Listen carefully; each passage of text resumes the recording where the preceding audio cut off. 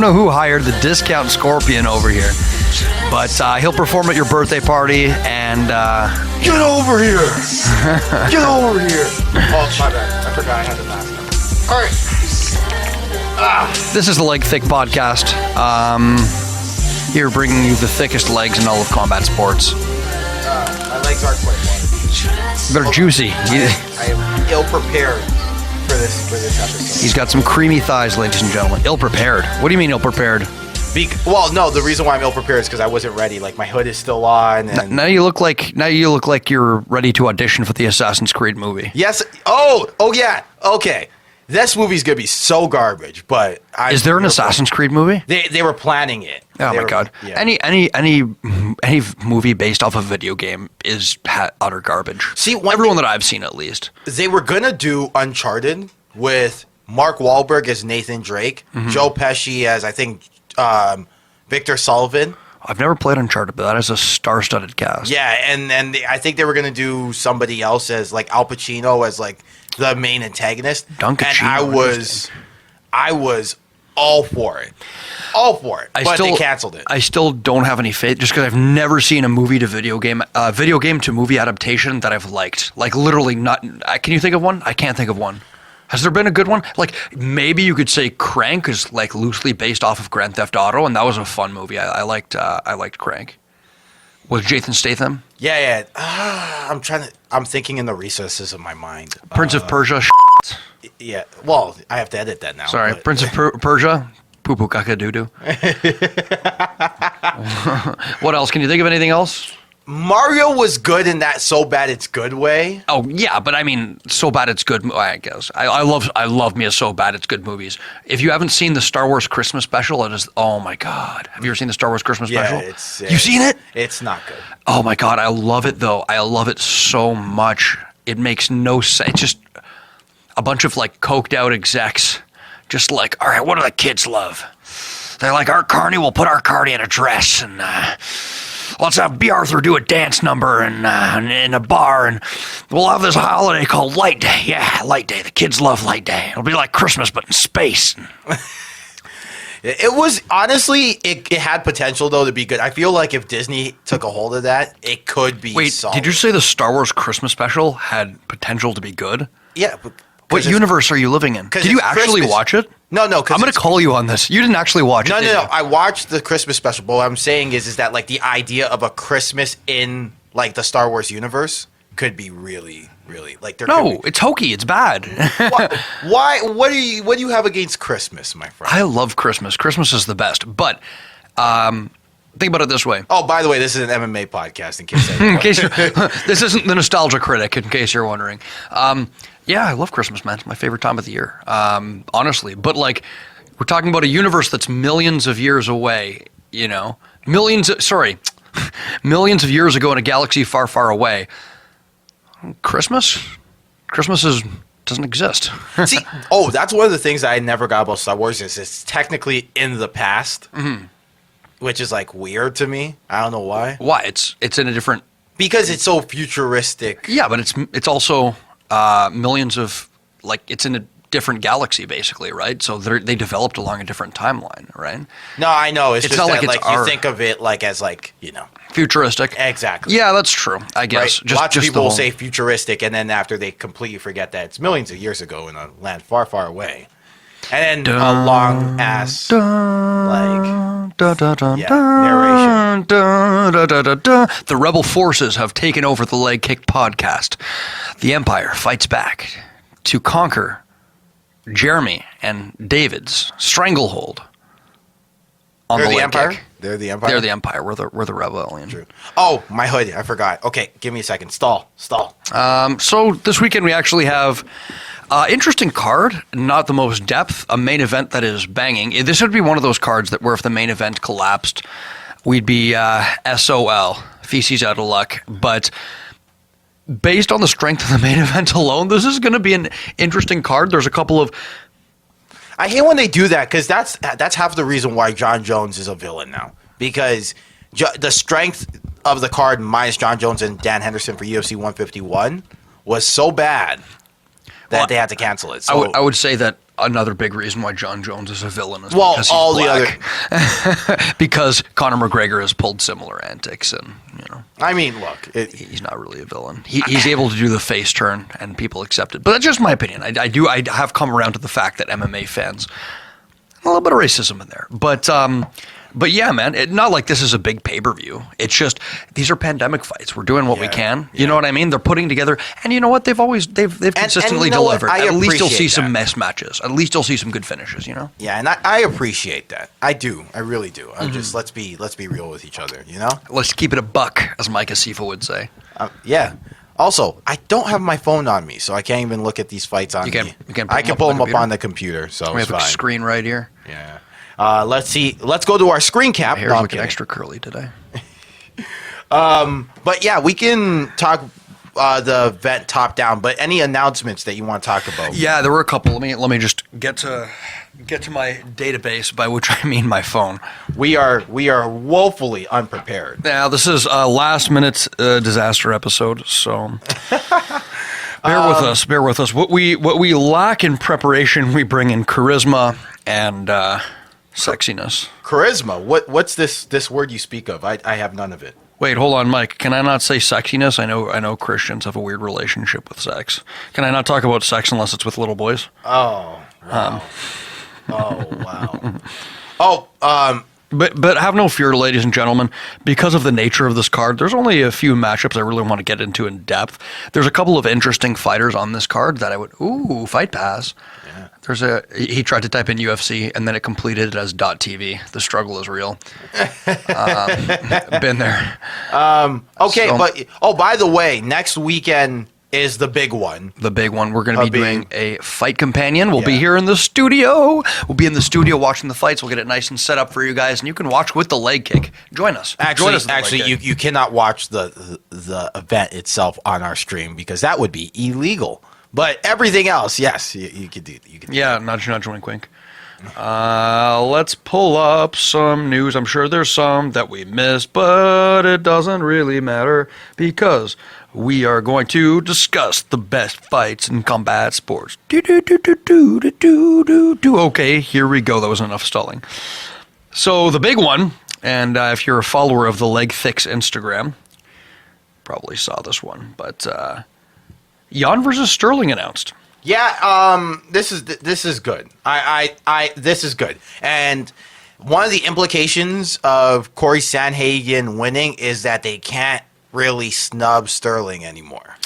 Yeah, finally. It seems like Dana White was holding his breath to see if they could shoehorn Marlon Moraes in there, and I wouldn't have even minded a Marlon Moraes title shot had he won. You could. Not that I don't think Aljo has made leaps and bounds since his loss to Marlon Moraes, and definitely But you can make deserves the it. argument. Yeah, but with Sandhagen winning, I think it's pretty clear that the path to the title shot should be for Aljo. Yeah. Leaps and bounds. Why do you think Dana White was doing it? Because I have my conspiracy theory. I honestly, man, I don't know. It might have something to do with the Brazilian market. Maybe Marlon Moraes is like a needle mover in a way that we're not aware of. Because I don't know the numbers of how well he does on paper. I'm not sure. Maybe he's got Dana White thinks he has more name power. Sometimes Dana White just picks favorites. I don't know. All right, hear me out on that. Hear me out on this conspiracy theory. Are you going to pull out the race card? Yes, actually. Yes. But not because of Dana White. Okay. So if you are a person who is either a Trump supporter or you're anti-BLM. Oh, and Aljo's openly pro-BLM. But Yeah, okay, hold on. Right? Your worst enemy is a guy who's pro-BLM. Okay. A guy who's articulate enough to explain and go argument for argument as to why they're pro-BLM, and a guy who's actually good at their profession if they're an athlete. And Dana White, being a Trump supporter, Yeah. wants to avoid the association with his brand. Yeah. I'm not necessarily saying that Dana White's racist, for the record. I'm not saying that. I'm not saying that he's anti-BLM. I'm just saying he is a Trump supporter. Yeah. Aljo is good at his profession, and Aljo is pro-BLM, right? And articulate. And articulate, really articulate. So articulate that even off of a loss, Joe Rogan wanted him on his podcast. Mm-hmm. So, is Aljo not the worst enemy for Dana White in a context of that situation? Potentially, especially with the election coming up and Trump needing all the, the Republican Party is desperate for anyone who's a celebrity, any kind of celebrity association they can get, because Hollywood tends to lean left, right? Mm-hmm. Although, and the UFC was a supporter of Trump in 2016, as it seems they are. Oh man, so many fighters have come out as Trump supporters where I'm just like, come on, really? Believe what you want to believe. It's just, for me, it's a little disappointing. And it's okay. Eddie Alvarez, really? It's okay. Eddie? It's okay. It is what it is. It is what it is. We don't want to alienate our right-wing followers. I realize we do that enough on this podcast. Honestly, it's okay. one of those things whatever you believe in, it's okay. We're going to roast you a little. You can roast us back. Call us libtards and cucks and soy boys. Whatever you want. It's okay. It's okay. It's Isn't that like, what's his name? Carter Rideout? His nickname? The soy boy. Yeah. one for the. He's one for the left. He's one for the lefties. He's one of us. He's one of us. Connor, if you're out there, come on. Well, I'll just ask him to come on sometime. He'd be a fun guest to have on, I think. But it's an interesting matchup. We'll obviously talk about the stylistic implications of it as it gets closer and closer. I want to provide a little more in-depth analysis, but I really think the wrestling of Aljo is an interesting little test. I really do think he has the style to give Yana issues. He might. Just because he's such a good kicker now, he's developed that kicking game. And he's got the wrestling. So. Yeah, his hands aren't bad too. From what I seem to recall, he spends only as much time in that range as he needs to, but he's good about getting out and cutting angles now. Like, his striking game leaps and bounds. Mm-hmm. His last fight before Sanhagen was against who? I want to say it. No, I was gonna say a Sunset, but that was Garbrandt. No, he looked excellent in the performance. I'm drawing a blank. Modafferi versus Arroyo, Viviane Arroyo. Viviane Araujo. Viviane Araujo. Araujo? Okay. Arroyo. No, Araujo. Arroyo. Because she's Brazilian, so Brazilians say the J. Either way. So. You know what? I have to say this. With Viviane. It's going to be an example of athlete versus lifelong mixed martial artist who isn't really an athlete. I know. See, someone told me to stop doing this with Roxanne, where I keep saying she's not an athlete. She's not an athlete. No, I know, but it kind of does diminish just how good she is. And it's funny because my two favorite fighters, aside from the Queen Valentina Shevchenko, in this division are Viviane Araujo and Roxanne Modafferi for two different reasons. Hey, one's just a great pure athlete, great, strong, explosive, fast, good gas tank too, surprisingly good gas tank. Versus Roxanne Modafferi, who is very supercomputer-like, cuts off, for some reason, can cut off any woman in that cage for whatever reason, and on the ground, zero consequences. On the ground, I love her on the ground. Yeah. I hate her on the feet. I'm a big Roxy fan, personality-wise, in and outside the cage. She's one of my favorite fighters too. Not an ill word to say about her on the outside the cage. Not an ill word. No, even inside the cage, right? She's a warrior, but. We can provide technical critique, right? And not to make this the Roxy show, but I think when we say she's not an athlete, she's an athlete in the sense that she competes at one of the highest levels of athletics. But I think we tend to classify fighters into a Venn diagram of certain classifications based on what they embody, right? Mm-hmm. So you've got and I correct me if I'm missing something, and some fighters are only one of these things. But I think, like I said, it can be a Venn diagram where you have crossover between the two. So you've got the artist, you've got the let's call it the scrapper, right? Mm-hmm. Your blood and guts fighter, the artist, the athlete, and the tactician. And like I said, it's a Venn diagram. So you can have Robbie Lawler, who's clearly the brawler and maybe blood and guts. He's a blood and guts fighter. George St. Pierre, I would say, is more the artist and the athlete, kind of, or the tactician and the athlete crossing over into one, right? Mm-hmm. Anderson Silva would probably be the artist, I would say. The artist, maybe with some crossover with the tactician. Yeah, so you get what I'm saying? And in that sense, Roxy is not really the athlete in that, she doesn't bring the kind of performances that are reflective of high athletic ability. But the good thing about martial arts is you don't have to be the best athlete to win. And often that's why when people say stuff like, if LeBron James had 3 months of training, he'd be based on what? Based on what? I'm sorry.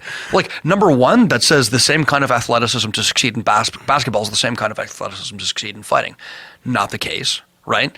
I think a lot of the reasonable people, when they say that argument, when there was an MMA hot take thing, what I was trying to explain was when someone says, "Hey, so and so can cross over into MMA," the idea is there's a lot of untapped potential, but there is more to it than just LeBron James can run, jump, and and is as strong as an ox, and therefore all those things, given this much amount of training, will. No, because it's a brain sport. What if he doesn't understand the concept of turning your hips into punches? Fighting is as much about your mindset and intelligence as anything else at a high level. Your mindset, and that you have to have, and it's a cliche, and it sounds like wooey, but that.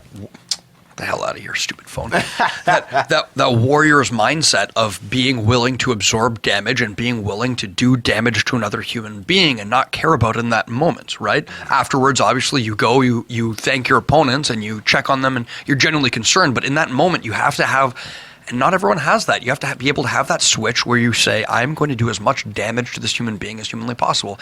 And I'm not saying that LeBron's not intelligent. He's a very intelligent person, but fighting requires a certain kind of intelligence that other sports, frankly, don't necessarily require, because you are the general in there, right? Whereas in basketball or football, a lot of that general work, that decision making, it's what's the word for it? It's delegated to a coaching staff, right? And you're working as a part of an overall mechanism. So, I think. We started from Roxanne Modafferi to LeBron James and MMA, but it's just when people only say on the stuff Leg like Kick that, podcast. Only on the Leg Thick. When people say stuff like that, it annoys me. It's just so disrespectful to our sport. I think saying 3 months of training is such a huge ass stretch, but I think that at the same token, there is a lot of untapped potential in the other sports that we could potentially get a lot of guys, especially a lot of the guys who just missed making it to the NBA or just missed making it to the NFL. Sure, if they have a good mind for fighting. Yeah, if they have but getting them in. That's a big if. Yeah, no, there's some people who don't have the stomach for it, and of course, right? But I think or the mind, right? But I think there are guys who do have the stomach for it, who have the stage presence, because a lot of it is nerves. You get somebody in the gym, and everyone has this story of the guy who in the gym, phenomenal, beats all the guys, and they're all trying. Mm-hmm. But as soon as you get them in the cage, the nerves. Mike Pyle was apparently like that. Like Mike Pyle in the gym was apparently the best in the world. You know what I heard, actually, which was kind of surprising? Patrick Cummins. Really? Yeah. Interesting. Yeah.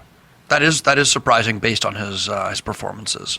Yeah. Apparently, he made DC cry in training. I don't know how much credibility I give to that story, but yeah, I'm willing to believe that maybe he's an underperformer. But yeah, here's another thing, by the way, especially when referring to basketball players. I think the tall, lanky build, while if you can weaponize it correctly, is one of the most difficult challenges to overcome. Also, though, I think it's one of the hardest. It's one of the hardest builds to teach someone to use effectively. See, this is what I was trying to say. I was like, remember when we talked and I said, at some point, you're just too tall for fighting? Yeah. Yeah, remember? Right? So, getting a 6, like Stephen Struve, for example, probably is not going to work to get him, just a year of training and get in there. But a year, no. Of course. That build requires an intricate understanding of distance and timing. You have to be disciplined with your footwork. You have to be making sure your back foot's away from the cage at all times. Yeah.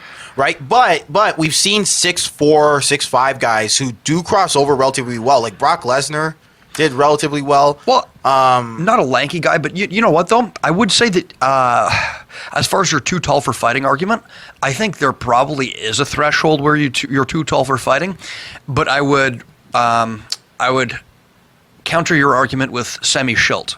Yeah. If you recall, who at the time was the best kickboxer in the world, right? It's just, you have to be disciplined. You have to have you have to have amazing cage control, right? Awareness of where you are in the cage at all times. And you have to fight discipline behind your long weapons. For Semi Schilt, it was that front kick. That front kick, constantly firing that out like a jab. And yeah, a lot of tall guys like Maurice Green, who I was so excited for. It's like, oh wow, a super tall, lanky Glory fighter. And then you look at his Glory career, and he's marching in with switching combinations until he ends up in the clinch. It's like, I'm sorry, that's just not going to work, you know? He's not bad in the clinch either, though. But it's just when takedowns are involved, It's a whole different game. Yeah. So those are the announcements. oh yeah, there was one more. Mike Perry trolling us all. Oh yeah, which was sad. Do you even want to talk about that? Was he actually? Not, I think probably the UFC was just like, no, you can't do that. And he's like, haha, I was trolling you guys as far as auctioning off his corner spot. But we talked about this previously. I don't really want to get into it. No, I'm just saying it's there. It's conversation. And so the other two things real quick is the McGregor bout looks like it's finalized for January with Poirier. We already talked about that at length. Just good to see something in writing. That's nice. And then the one other thing that I had to mention was, man, everyone's been talked about as a potential opponent for Khamzat Chimaev, but I think this one actually might hold some Neil weight. Magny? Neil Magny. Khamzat, don't do it. Don't do it. Why not? Why not? Because he's gonna get smashed, man. It's That's too. fun. It's Look, too early a step up in competition. I've said it. Let him be Icarus if he wants it. If the kid wants it, at some point we gotta stop playing backseat promoter. But dude, you have a potential. This kid is a star. Have you ever seen someone capture people's imagination so quickly? Like at least I've never seen this. Even Conor, it took him. It was more of a slow burn until he built up to this megastar. Man, give him some time. Give him a few more. Maybe bump him up to a few more middling opponents in the UFC. You know, get him against. But here's the problem. After that 17-second destruction of Gerald Meerschaert, does anybody, welterweight or middleweight, who thinks they have a chance of making it at the ranked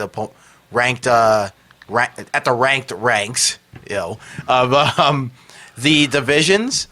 Well, the middleweight or welterweight division want to face Khamzat on the way up there? I think they'll be more likely to give a matchup than someone like Wonderboy, where it's like, you know, some of your top 10 are aging at this point at 170.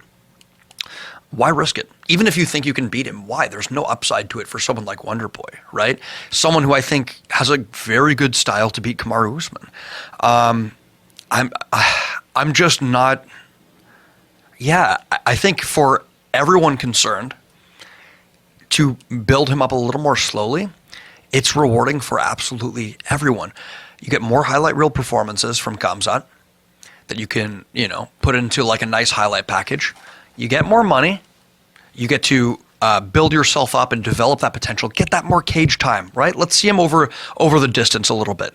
But man, to just throw him in against like a Neil Magny after we saw what Magny just did to Robbie Lawler, I'm sorry, I'm not a fan. Look, I if you put a gun to my head and said who wins, I'd say Neil Magny walking away. Mm-hmm. But this is the thing. We really don't know that much about Khamzat. Yeah, the kid wants it. Why? The kid wants it.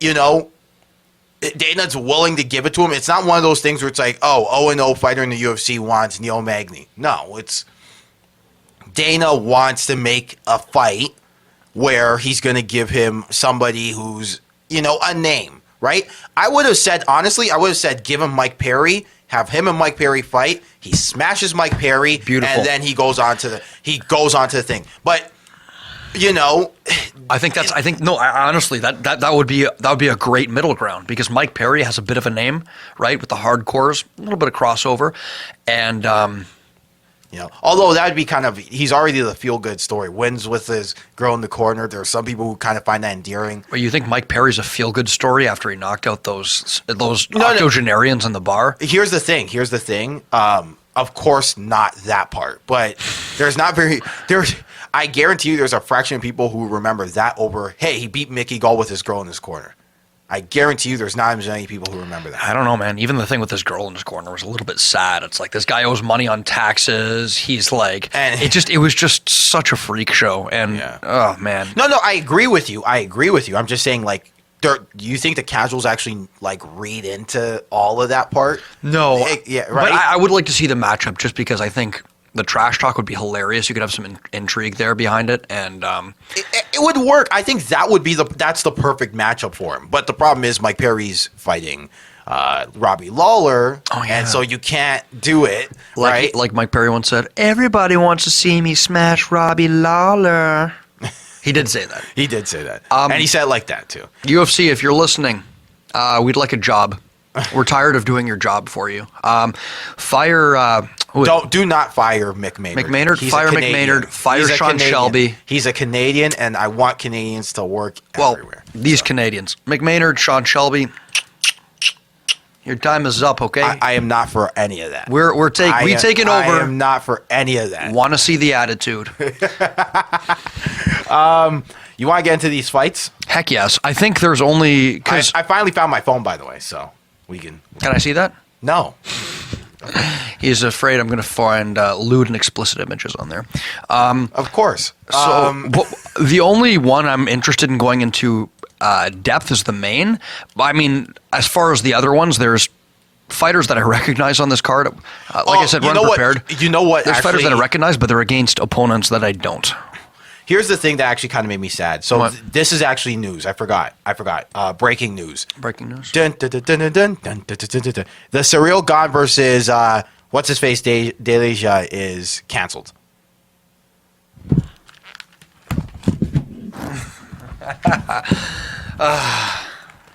Yeah.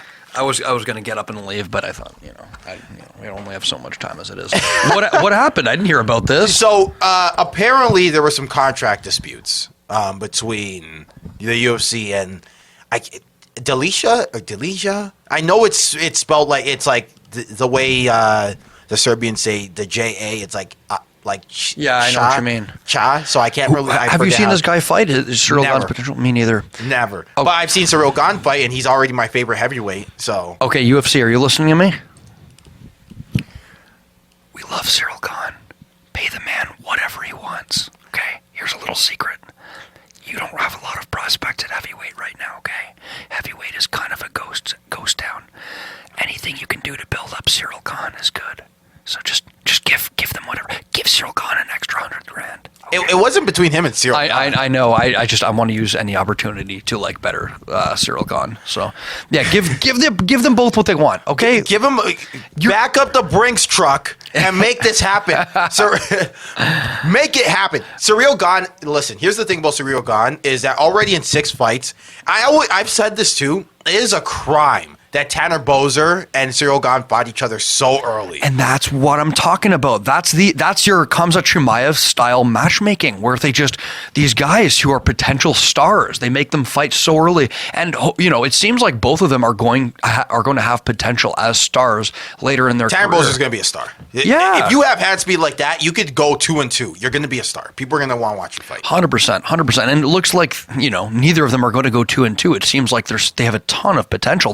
Who knows where these their ceilings are? I see them both being at the very least top 10 heavyweight. Yeah. In the case of Cyril Gane, probably a top 5 heavyweight. I think Cyril Gane could be champion today. Well, the one question, though, I'm hesitant to take it that far because I would like to see how he fares against elite wrestlers in the division. Fair enough. I think Dontel Mays may have been, nothing against Dontel Mays. He's a great fighter, great Greg Jackson product. I think he's the most credentialed wrestler that Cyril Gane's faced, but that's always the big question for me because we've seen him over the distance. We know. See, this is the thing. We know he's got the kickboxing. 7-0, 5 knockouts, right? We know a lot more in kickboxing, mind you. Right? No, I mean. Oh, in MMA. In kickboxing, he's 7-0 with 5 knockouts. Is that it in kickboxing? Yeah, that's kickboxing. Because he started in 2015 and transitioned to MMA right away. Okay. 5 knockouts in MMA, 3 knockouts. Actually, surprisingly, 3 knockouts, 2 submissions, 1 decision against Tanner Boser, right? This guy has a heel hook at heavyweight. I was asking, when is the last time you saw a heel hook in the heavyweight division of MMA? And the answer is never. I can't. The only other leg lock I can remember at heavyweight, Brock Lesnar, Frank Mir. Okay, that's 2. Andrei Arlovsky, Tim Sylvia. Oh yeah, okay. Yeah, man. Just Dana. You need to grow the heavyweight division, and these are potential stars that you could be nurturing. Well, you know what, they train together, so never mind. I was going to say, could you imagine a Francis Ngannou versus Ciryl Gane? Hold on, I got to change my underwear. That's... Yeah, they're both products of MMA Factory in Paris, so... It's not happening, but... Plus, wasn't that on the Paris card, or am I mistaken? The Ciryl Gane fight?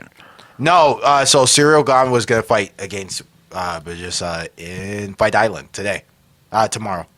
Oh, really? Was that supposed to be tomorrow? That's why I was saying he's fighting real soon. Remember last week I was like, he's fighting real soon? Dana, come on, man. Why you got to rob our boy Ciryl Gane like that? Well, it's not robbing the boy. The fight is Ciryl Gane. I mean, in context, it's the other gentleman wanted more money. I don't even know how to say his name. Something Malaysian. Something Eastern European. Yeah. But yeah, it's more. That's more the contract dispute. Ciryl Gane was ready to go. I was so looking forward to it, and now they're not looking for any replacements. They're saying, all right, no fight. Pooey. Maybe in the 11th hour he changes his mind and he ends up taking the money that they give him. But yeah, what are you gonna do? Anyways, all right, moving on. Ortega Zombie versus Zombie. I think Zombie has this in the bag. Me too. So here's what I'm gonna say. I was watching Brian Ortega's career. Man, just about every single fight he's had, he is getting his butt whooped until he's not, and he catches a submission. Like all of the every fight that I went back and watched, and I watched a few, right? The Moicano fight, the Cub Swanson fight, the Frankie Edgar fight. Recently, and I think like because of the knockout, I had a memory of the Frankie Edgar fight where I'm like, okay, that's the best iteration we've seen of him on the feet. And true, he added a few nice things to his game. That intercepting elbow was nice.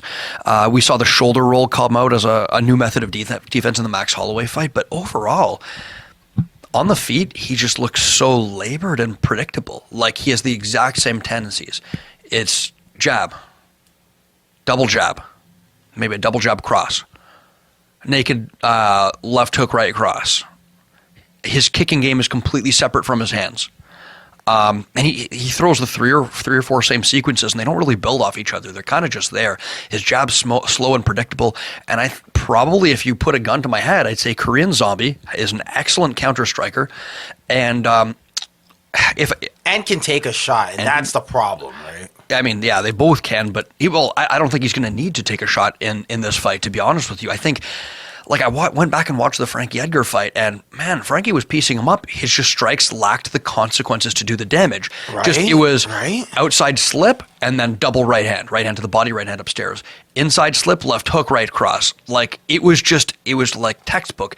Hit him, cut an angle, and then Brian happened to time that one elbow to his credit, and then the uppercut. But I don't see Korean Zombie. I really don't know, though. The reason I can't count out against Brian Ortega is I see these technical holes in his game, but somehow he always manages to get the front headlock and then set up a guillotine or a triangle or something. See, this is the thing. Once he gets a hold of you, you're donezo. Yeah, right? Except for Max Holloway, but Max Holloway's footwork is probably the second best in the division.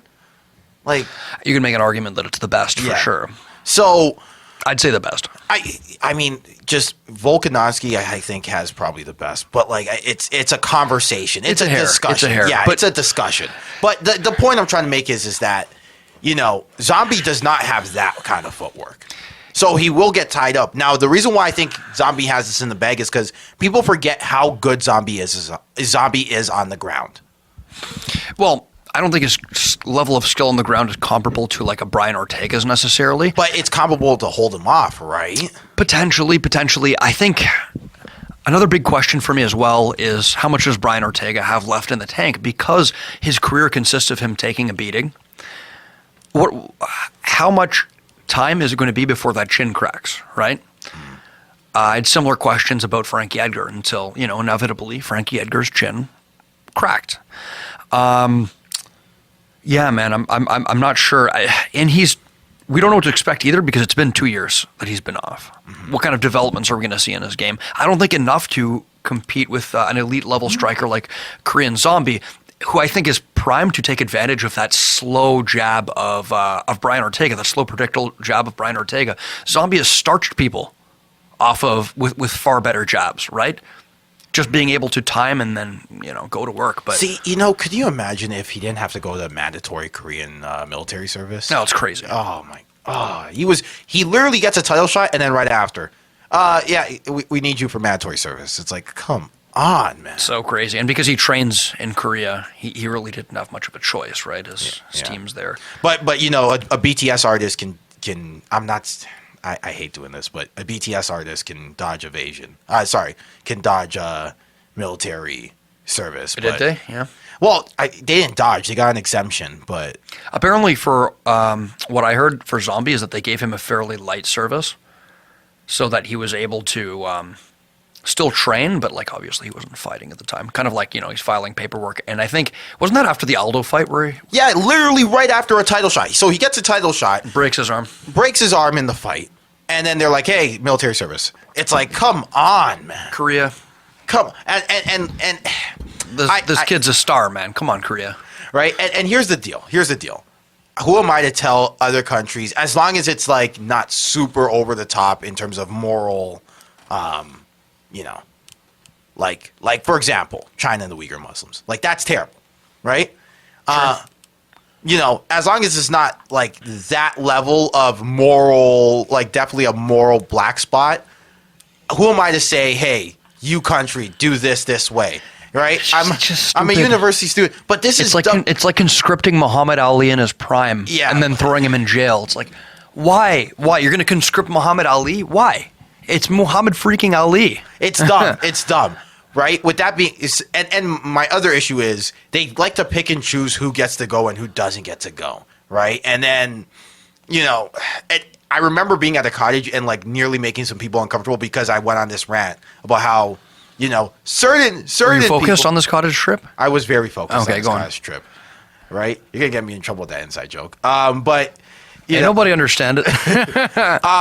But, what's the word I was trying to look for? But I was like, okay, so certain people get to not do mandatory military service in Korea. Mm-hmm. K-pop artists. But other people... Mike's got a terrible cough. But other people, dude, they come after you too. The certain group in the fans, they come after you. So we're going to get a lot of dislikes. Scary K-pop fans. They're going to get a lot of dislikes, but we're used to it. And they get to get an exemption, but Zombie can't? Really? Yeah, it's nutty. Right? To be honest, if we're getting political, I'd say I think mandatory military service it's is dumb. kind of it's dumb anyways. Right? A little bit dumb. It's dumb. Neither should go. But what are you gonna do? So about the matchup, how do you likely think this transpires? Zombie by TKO. Yeah, I'm gonna say the same thing. Zombie by TKO. Unless it's 5 rounds, right? So yeah, biting Brian Ortega, because his takedowns have never looked particularly great. Could you imagine he adds a wrestling to it? Like, yeah, I want to see what he's added to his game. So a lot of developments can be made in 2 years. I'm not going to hold my breath though. I would probably, and I reserve betting on fights for, fights where I'm fairly certain of the outcome. I'd say put your money on Zombie in this fight. Small gentleman's bet or maybe a little larger than that. Don't bet the house, but I'd place a sizable wager on the Korean Zombie. Now, the one thing that gives me pause to say bet the house on it is that Ortega is never in the fight until he is, and this is a 5-round main event. That's what I'm saying. Right? So who knows? Maybe at some point Ortega is able to. One of the fights that I found interesting was the Swanson fight. Right. Mm-hmm. Sometimes what you can do is. When you lock up with someone, you get a little bit of an advantage over them. They get into a grappling mindset where now they're like, oh no, screw you, I got to get that back. We're in grappling mode and I have to win this fight, as opposed to just saying disengage at all costs. And that's kind of what Swanson did.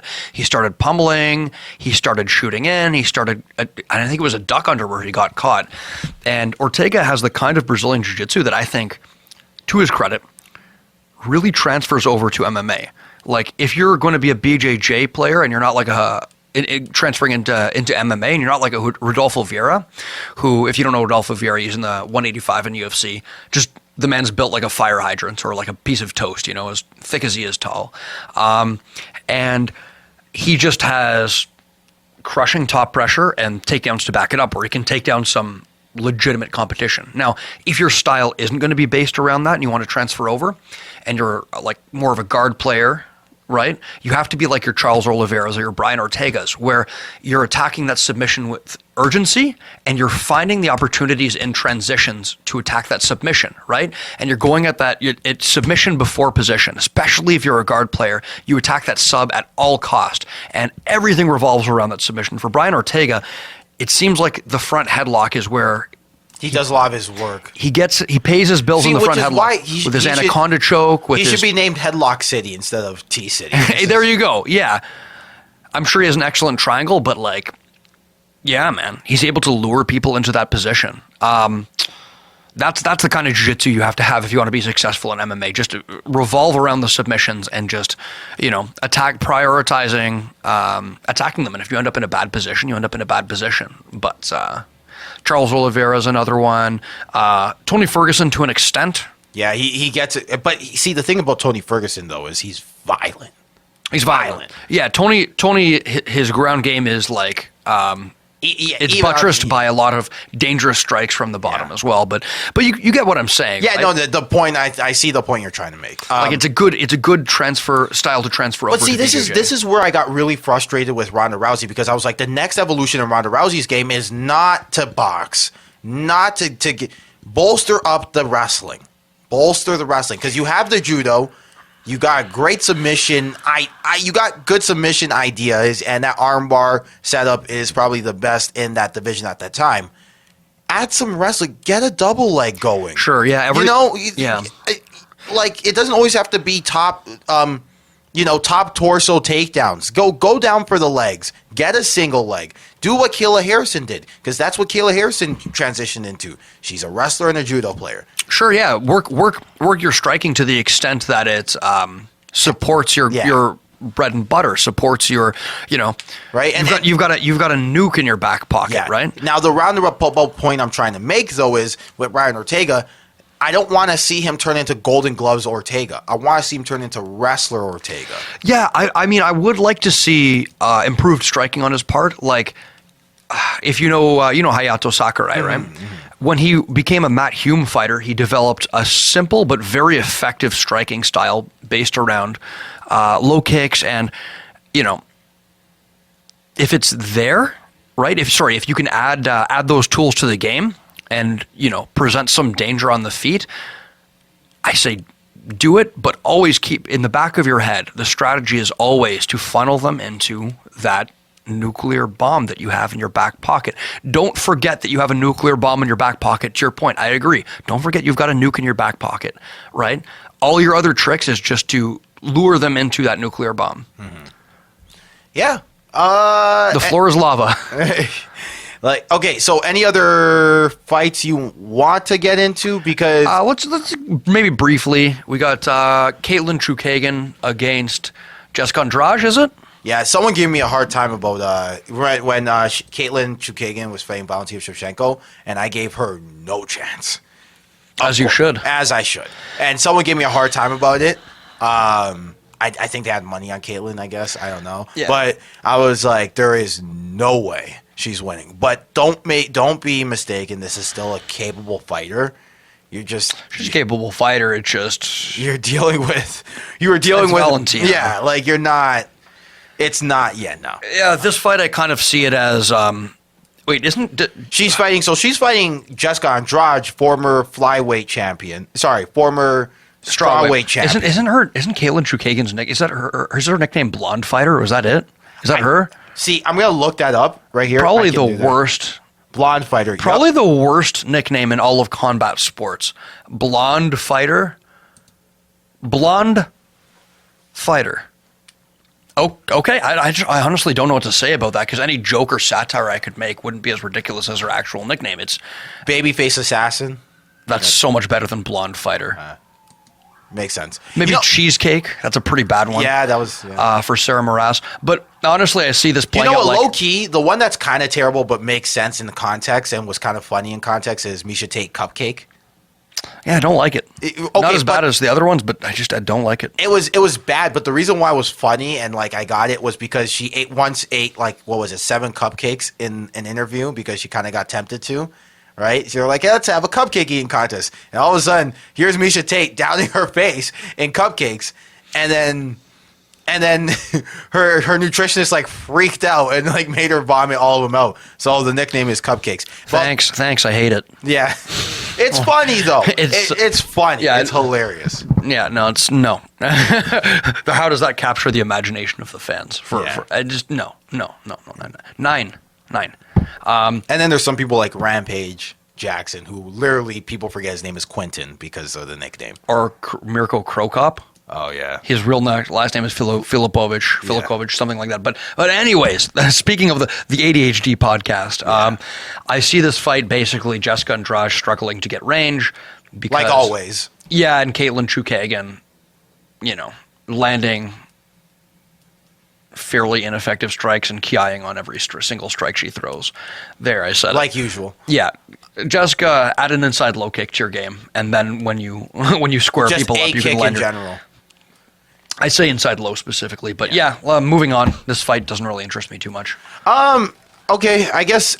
Yeah. There's a couple of fighters that interest me on this card. It's just they're against relative, like James Krause. I'm always excited to see. I love his stance switching. I love everything about him. He's so handsome. But like I have no clue who Claudio Silva is. I've probably seen him before, but I just can't remember. There was someone interesting on the undercard. Can you pull up the undercard, my friend? Thomas Almeida is interesting bantamweight prospect until Cody Garbrandt sent him into the Shadow Realm. Jillian Robertson, Savage. She's a Canadian. Mm-hmm. Canadian. Training out of ATT. Yeah. Yeah, so I wish her the best. But, John Phillips, the first guy to be sent to the Phantom Zone by Hamza Shemaev. Oh, true. He's the really thick Welsh guy, right? Yes, sir. Let's see here. Saeed Nurmagomedov. Is he related to? Is that Habib's younger brother? I think it's cousin, but because I know his brother is floating around somewhere as well. I think he went to PFL, Bellator, One FC, Bellator. I'm gonna say Bellator. Bellator. Yeah.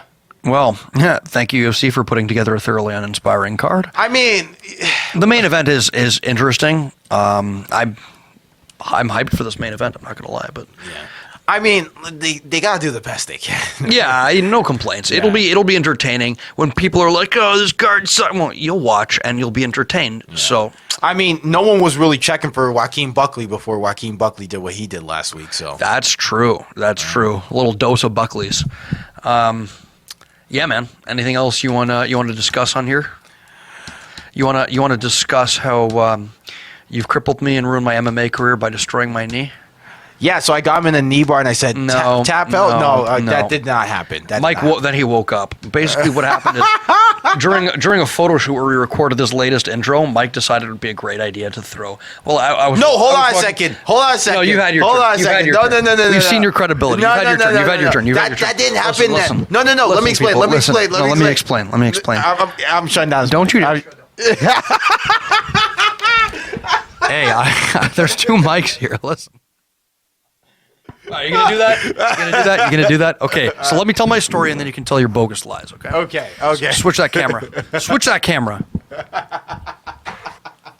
Okay. So basically, what happened is we're recording the photo shoot for the leg kick for our intro, right? And I'm walking away. I'm calmly walking away from Mike. I'm just like, we had a little touch spar, and I walk away from him, and then he pulls the freaking the Karate Kid, the sweep the leg Donnie, and he attacks my knee from behind as I'm walking away, and as I'm lying on the ground,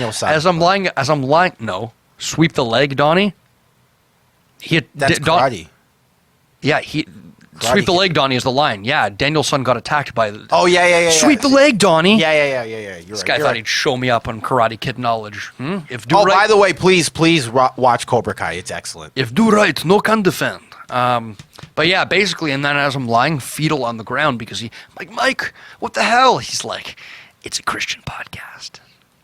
And then, yeah, that's what happened. Now my knee's permanently destroyed. Anyways, moving on. We don't need to hear Mike's... that did not happen. We don't need to hear Mike's fake BS version of events when. Okay, anyway, I think that's it, and I got somewhere to be in like the next half hour. Okay. So. Like, subscribe, tell your friends about the leg kick. We'll boil your children alive and feed them to you if you don't. The Leg Kick Podcast, we've taken over. We want to see the attitude. That's about all we got to say. Also, we've got a new intro. Credit to Stanislav Shilvinsky. You can find us on where podcasts are found across the internet. You're much better at this usually. Yeah, I don't know. Everyone's entitled to an off day, okay? Clearly. Sorry, 2,000 years ago, a peasant, a Bronze Age peasant, died in the desert, and now I can't say 4-letter words on a podcast. So yeah, guys, like, subscribe. We've got a couple of cool interviews that we would like to tell you about. Czech Congo, we interviewed him. We did that. That was a thing. Shoni Carter, Nat Wonder Girl, and more guests to come, more things to come. So support us, and we'll help support you in taking away your boredom. Mike, to play us out, what does that mean? You always try that. It never goes well for you, right? What do you mean it never goes? It goes great for me. To play us out, what does that mean? Listen. Bill O'Reilly is rolling in his grave every time he roast me with that. Go ahead. In this crazy mixed up world where everything is great, actually, it's raining outside, and I love rain. It reminds me of my tears. Just remember, you got family, you got life, and this podcast. Stay safe, everybody.